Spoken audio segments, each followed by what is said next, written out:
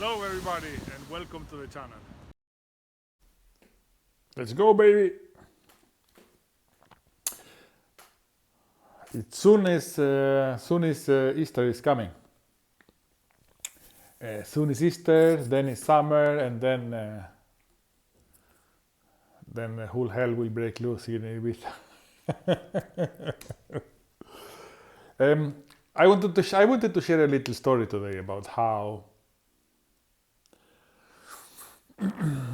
my relationship with yoga and meditation and how I met Arun, how I met my dear Arunji. Some years back, I was in a stage of my journey, in which a lot of things were going well, and I found myself with time and resources. So I started following a dream of mine that is a dream of mine, a sort of a passion, something that I grew up to enjoy. That is boxing. My grandfather, he was a very authoritarian figure. He came from a special background, and he was a sort of he was very authoritarian. So it would be when I was on holidays with my grandparents or so. I'm talking about my Spanish part of my heritage. When I was on holidays with them, it would be 9 o'clock bedtime. Monday, Friday, Saturday, Sunday, 9 o'clock is bedtime. TV was off, radio was off, and it would have to be quiet in the house. The only times where one was allowed to be up late when there was a boxing gala in TV, and then you got to sit there with the grandpa, and then they would have the boxing gala, different fights, and he would talk to me, and he would explain, do you see what he's doing? You see the long one?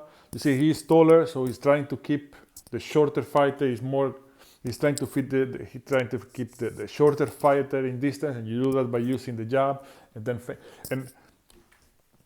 he would lay out the grounds and explain what is going on, and it sort of planted the little seed there. So I really had that in my bucket list. So when I found that I had time and the possibility, I started training hard, because I wanted to make an amateur debut, not the professional debut, an amateur. I wanted to start, and so I joined the gym. I met somebody that is dear to my heart today, that is Alexander Lindgren, Sasha. That was a Swedish master in boxing. He was a European ranked master, and he was such a beautiful technical boxer. He was for him it was all about technique, and that really talked to me, because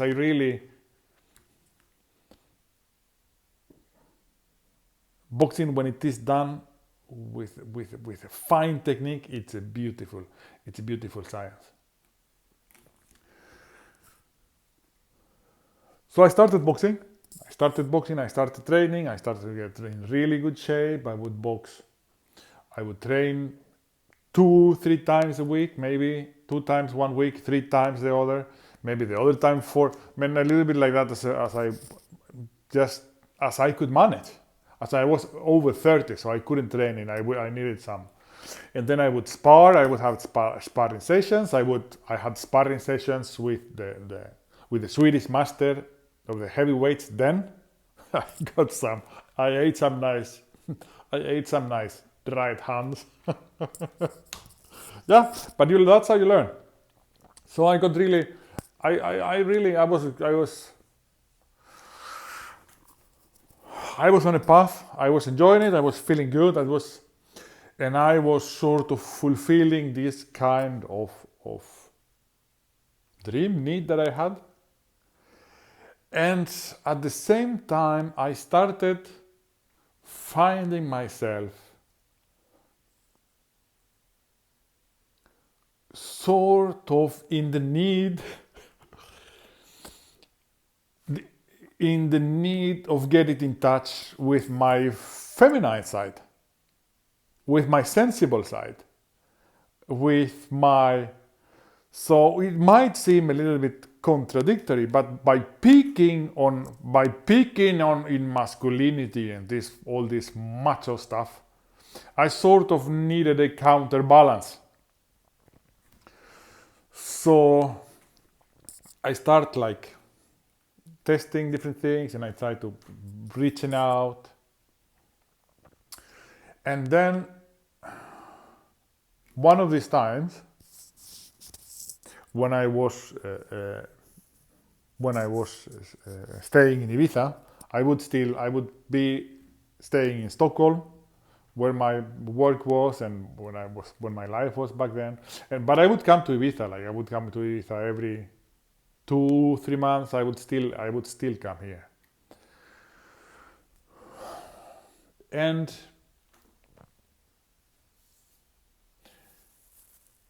I finding myself a little bit more drawn to yoga or drawn to meditation, and start like wondering maybe that could be something for me too. And having grown up in Ibiza as a kid, and having been exposed to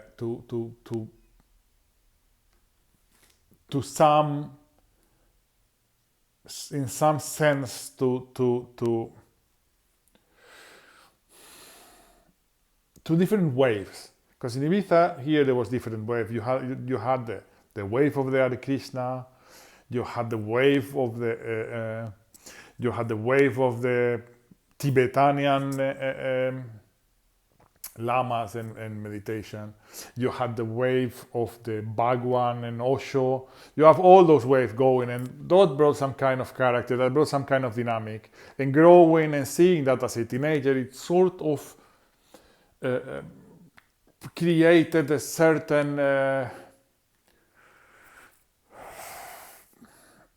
let's say, careful awareness.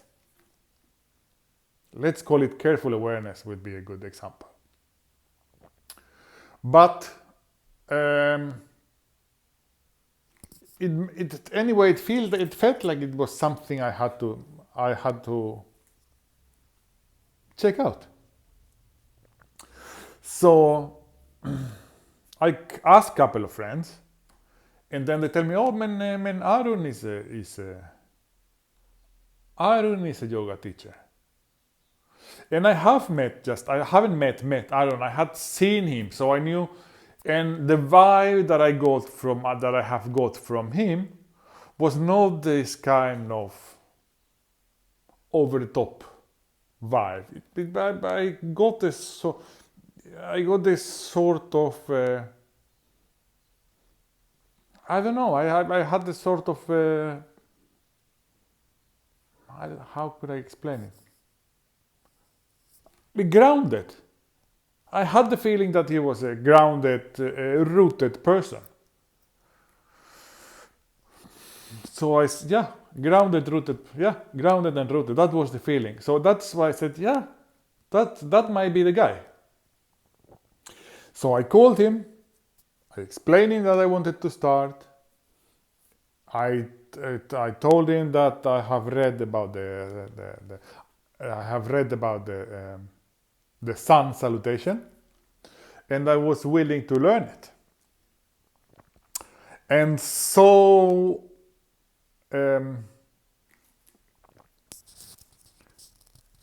we started. I asked him to come over to the house because I didn't want to be. I thought would be from the beginning. I thought this group dynamic of yoga, and in these groups there is not always.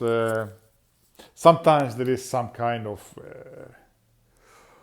superficial nuances and superficiality that it doesn't serve the purpose. So I decided just to stay away from that and just ask Arun if he would have time or if he would feel like coming to the house and teaching me the sun salutation. And that's how we started. He came to the house, he gave me a little introduction. I learned the breathing exercises, and he taught me the 8 Indians as a form of salutation. And then he said something that I found interesting. He said, "No, I'm gonna teach you. We're gonna do this routine 3 or 4. We did it like from the time that I was here. I would do it once a week. He would come over once a week or something like that. I would do it a couple of times during the week. I didn't do it every day, but I did it a couple of times. So after 4 sessions where he would come over, then I sort of had an acceptable grip on it. And he said, and he said something that clicked with me as well, because he said, "No, I'm going to show you this routine, and with this routine you can carry on with the life, and then you don't need to come back, and you don't need to. This will serve your purpose." And somebody that is a supplier of a service, that is willing to give it up like that for you not to need to keep on coming back. One would think that is bad business.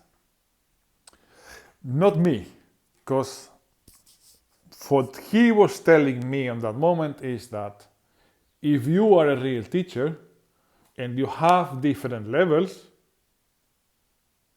you don't need to keep coming to get more of the same water. Then you get the routine, you get and then you can add on it. So that was what made me feel that it was the real deal. And it was the real deal. It was the real deal for me. And it got me started on yoga. And